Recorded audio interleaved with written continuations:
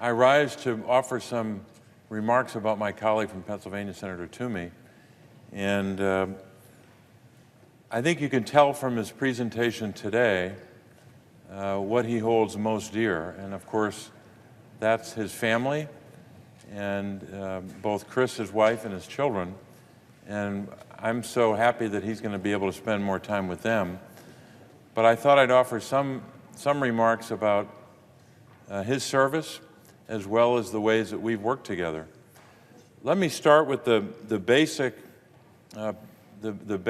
assertion, which Senator Toomey made reference to, that he and I didn't agree on much.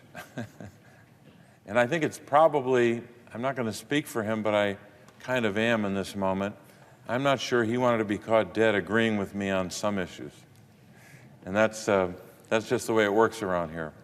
But one thing we tried to do from the opening day that he got here in January of 2011, I had been here a few years at that point, was we tried to, and I think we were successful over 12 years, to have a kind of mutual respect, which is easy to articulate and harder to effectuate. And it requires both sides to give and take. And I'm grateful that we were able to do that together. There are a lot of ways in the Senate, as is true in the House or any other legislative body, even when you're from the same state, to kind of poke each other on a regular basis. We refrained from that.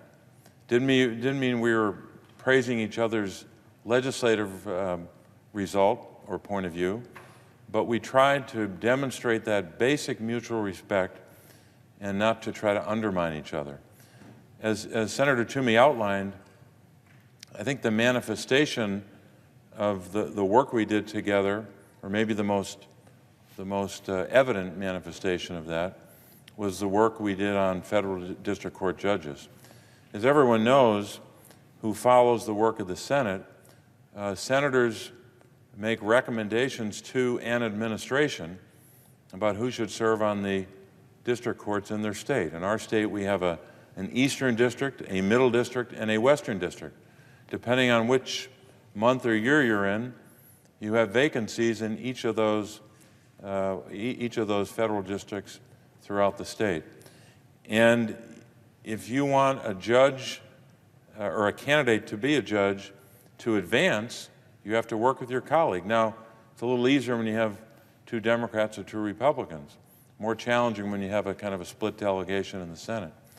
But we worked together, and as Senator Toomey made reference to, we vetted and then advanced for nomination and then saw through the confirmation of 33 federal district court judges in 12 years. He mentioned that it was the third highest other than California and Texas, but what's noteworthy about that, really significant I believe, is that it was from a split delegation state. The two states I just mentioned didn't have that split. So it's a singular achievement that we should both be proud of, but as he also indicated, our staffs deserve the lion's share of the credit. They had to do so much work making sure that those nominees were vetted and could be advanced. So I'm grateful for that work that he did with me and with our office for the state of Pennsylvania. And Pat, I can't thank you enough for the work we did together on federal district court judges. We also worked together most recently, the last couple of years, on some nursing home reforms. Maybe more particularly the oversight that the federal government provides with respect to nursing homes. When you have a program, they call it the Special Focus Facility Program, where the intent of that program is to focus on the poor performing nursing homes. But we did an investigation where we saw that there are some nursing homes that were not quite on the list that they should have been on and weren't getting that kind of special focus of attention. Also worked with him, Senator Toomey, on nursing home legislation. So on a range of issues important to Pennsylvania and important to the nation, we tried every day to, when we were at our best, to work well together. I especially appreciate what he had to do not just as a member of the Senate, but in this case, in the early days of 2021, as a Republican senator, when he had two big decisions to make. He had a decision to make on January the 6th about how he would vote on the certification question, and he, in my judgment, voted the right way, and I think voted in a way that was courageous. And then just a few weeks went by, and there was the impeachment proceedings here in the Senate for the then former president, and that was maybe an even more difficult vote, to cast the vote that he cast in that impeachment proceeding. Both votes were exceedingly difficult for any political figure, for any member of a political party at any time in history. And it was a very difficult time, I'm sure, for him to cast those votes. But he did, because he wanted to advance the interests of democracy, that he wanted to advance the concept that we claim to hold dear, which is the rule of law and upholding the rule of law. And I can't imagine a more difficult set of votes so close in time for any senator. And I'm grateful that he voted the way that he did, and I know the people of Pennsylvania were grateful. So on so many fronts, I said recently we had a gathering of Pennsylvanians. On so many fronts, even when we didn't agree on big issues, we were able to come together on some Pennsylvania priorities as well as issues that related to the federal judiciary. One thing that I think we're in agreement on and have always been in agreement on is both of us, in our personal capacities, married way above our class. I married above my class when I married Therese, and I think the same is true of Pat when he married Chris. We agree on that, right? We do, okay. So I'm happy for Pat Toomey and Chris and their children, but I will miss working with him and serving alongside him. As he said, it is a privilege to serve in this institution. And he served this institution and the people of our state with honor and with distinction. Madam President, I would yield the floor.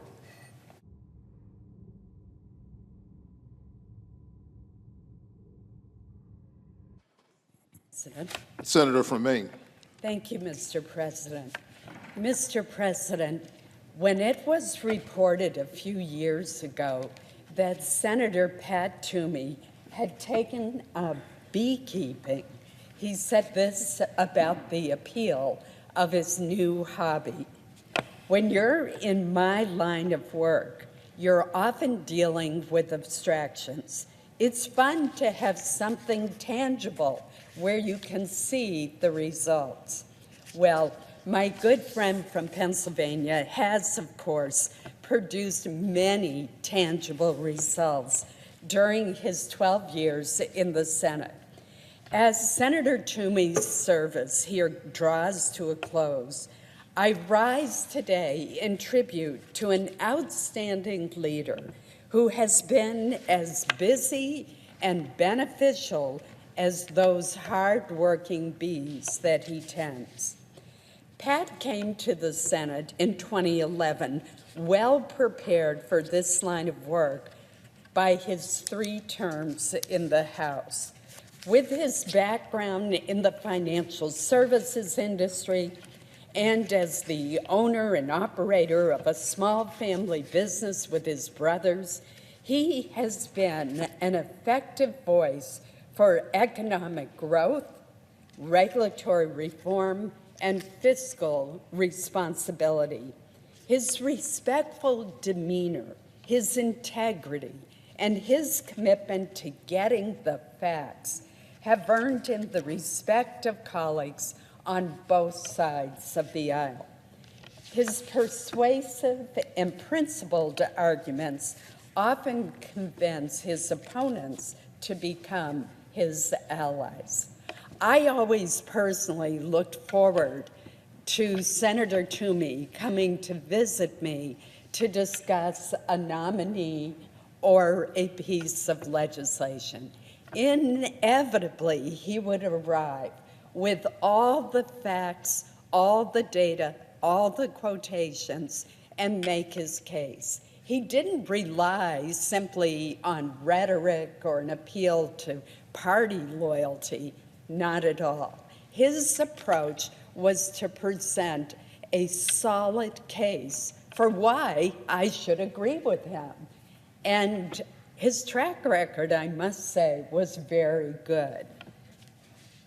Throughout his time in Congress, Pat has focused on creating good jobs for the people in the Commonwealth of Pennsylvania and across our entire country.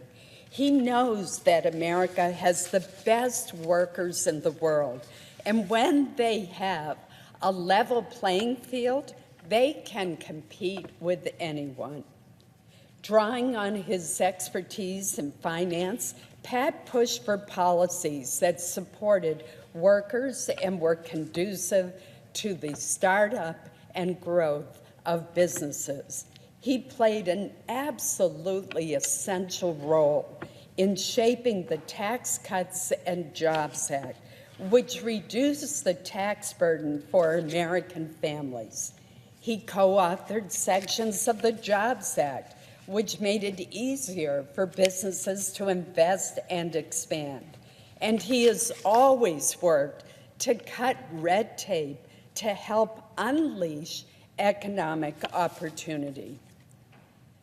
There's another side to Pat as well.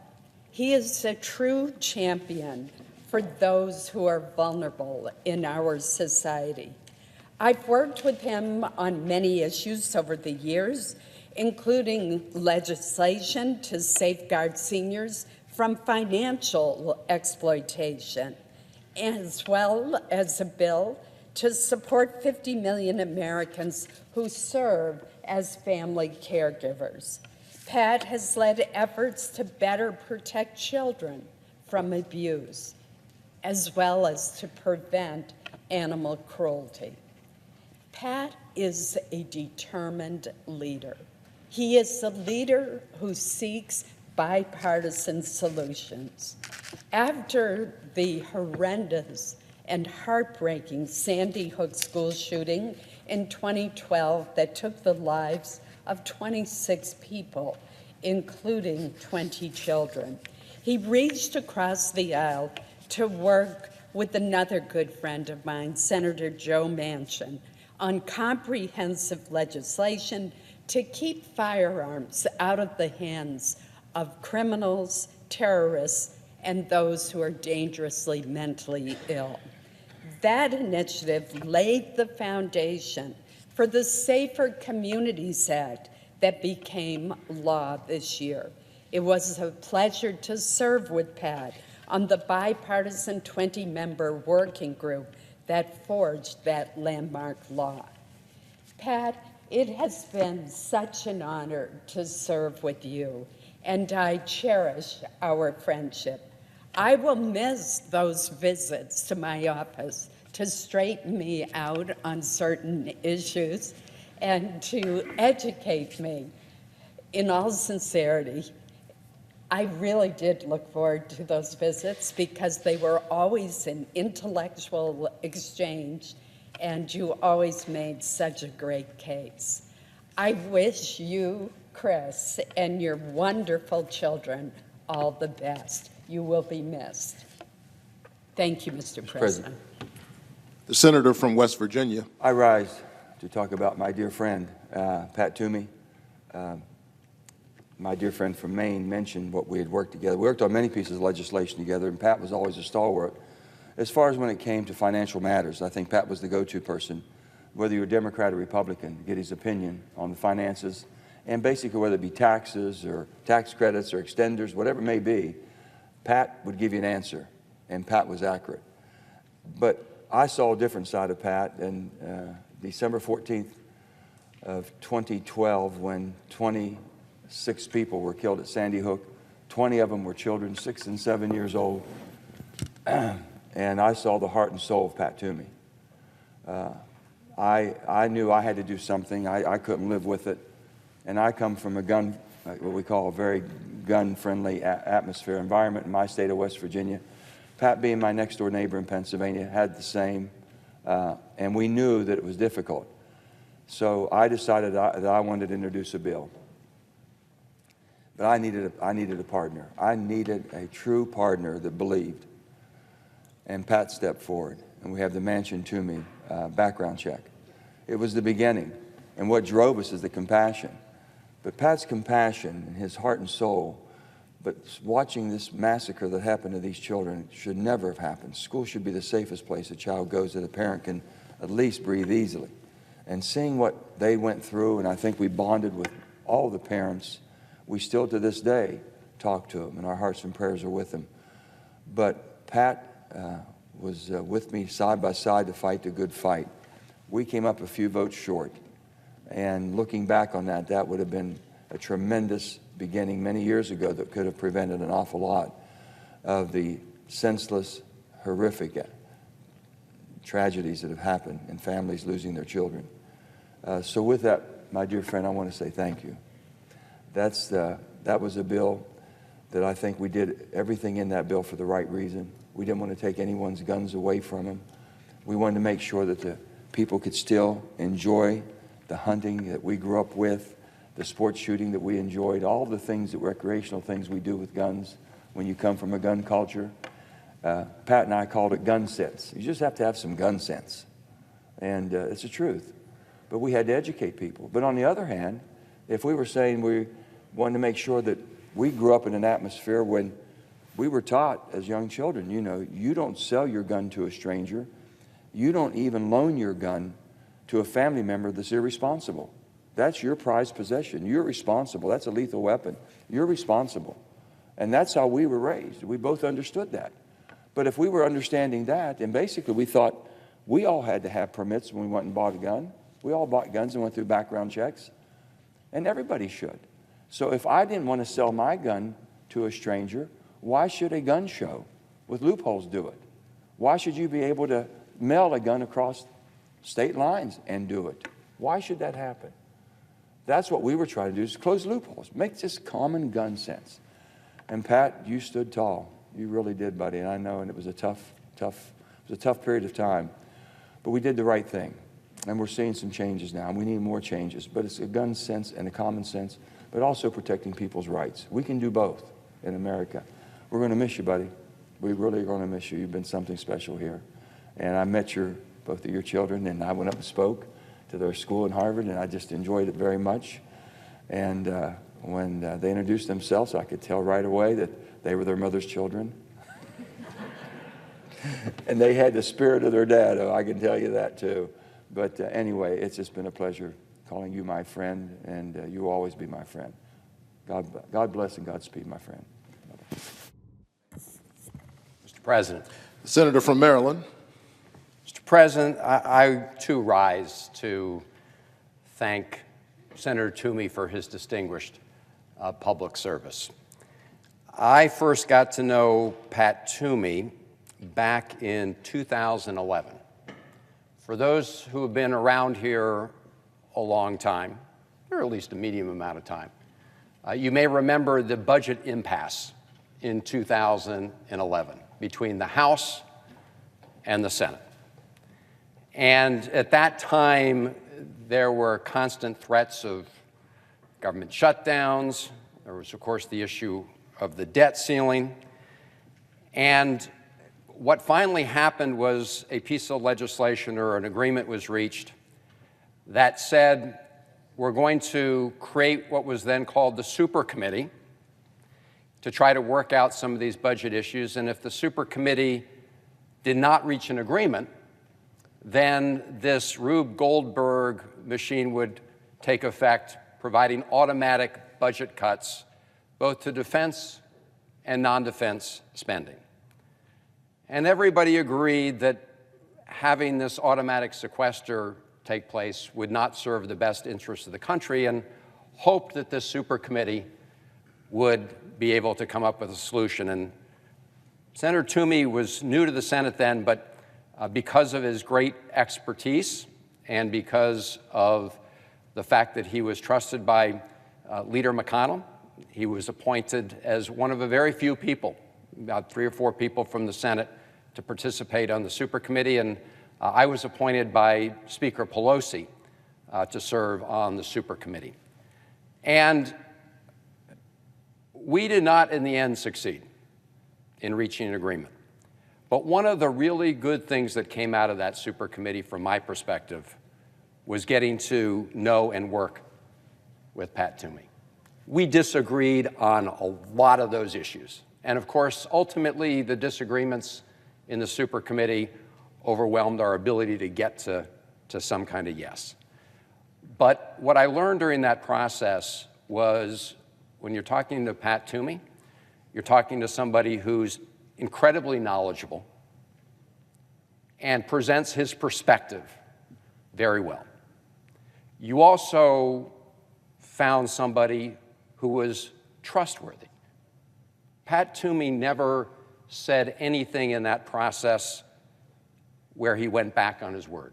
He was always very clear about where he stood, and once he said he was for something, he would stick with it, and if he was against it, you would know he was against it. You also knew he was someone you could trust in terms of confidence, because when you're in a situation like the supercommittee, and we worked for weeks, it was a good faith effort. We worked for weeks. But you have to learn to trust each other, because you're talking about different proposals that ultimately would require a compromise, and we all know that compromise can sometimes be very difficult and politically charged. So during that period of time, I recognized that Pat Toomey was someone you could trust. And because of that, when I came to the United States Senate, it was a great privilege to work with my then friend, Pat Toomey, on a range of issues. And Senator Toomey talked today about his passion and conviction for expanding freedom. And that passion extends to extending freedom to people around the world. And we were able to team up on a number of measures to try to do exactly that. One was the Auto Warm Beer Brink Act, which was legislation that has been passed into law to try to make sure that we hold North Korea accountable for its nuclear program and also hold them accountable on human rights. It's named after an American who was mistreated in North Korea and then came home and died. And we worked on that legislation, and again, it was always a back and forth. It was a secondary sanctions legislation, which has now been used by multiple administrations to apply sanctions to try to advance our policies, to try to denuclearize the Korean Peninsula and bring more pressure on the North Korean regime. And in that same vein, we worked together on the Hong Kong Autonomy Act after we saw China violate its commitments and agreements with respect to Hong Kong. And that empowered the executive branch to apply sanctions on officials in China who were participating directly in depriving citizens in Hong Kong of their freedom. And that legislation passed as well. And now, even in the closing days of this session, we're working together with respect to our efforts to cut off Putin's bank account that funds his war machine against Ukraine by backing up the Biden administration, the G7's proposal for the oil price cap, which many have heard more about recently since it's just took effect. And we believe in order for it to be effective in the long term, we need to make sure we have global compliance. And to do that, that also should be backed up with a measure to provide more teeth and the prospect of sanctions. So I just wanted to come to the floor to say that, Pat, it's been great working with you on these issues. And as others have said, we can always disagree, but you know how to disagree agreeably. You know how to argue your point in a respectful manner. And you have found common ground wherever you could. And I'm grateful, and I said a few good words about Pat Toomey the other day that were picked up in the Philadelphia Inquirer, and Pat said, you know, you might have gotten yourself in trouble.